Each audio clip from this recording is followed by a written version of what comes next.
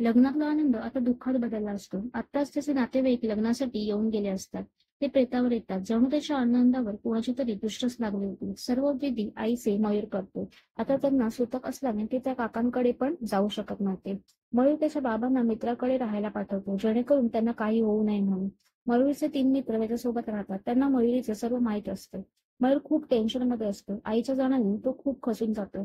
मित्र त्याला धीर देतात. मयुरी त्या सर्वांना पण त्रास देते. पण त्या सर्वांच्या गळ्यात टाईट असल्याने ती त्यांना जास्त इजा करू शकली नाही.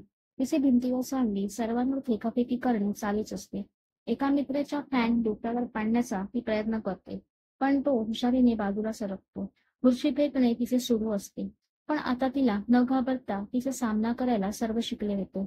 असेच मयूरच्या आईचे सर्व कार्य होतात. नंतर त्या काकांना बोलावून मयुरीचा बंदोबस्त केला जातो. काका होम हवन करून तिला घरात रशीने बांधतात. तिच्या गळ्यात माळ घालतात. होम हवन करून मयुरीच्या शरीरात चेटकीन आणून तिची इच्छा विचारतात. त्याप्रमाणे तिला जे हवं ते देतात आणि मयुरीचं शरीर तिला सोडायला सांगतात. सुरुवातीला ती चेटकीन शरीर सोडायला तयार नसते.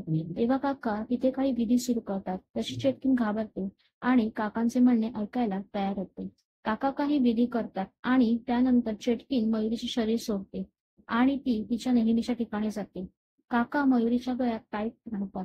मयूर त्या काकांना नमस्कार करतो.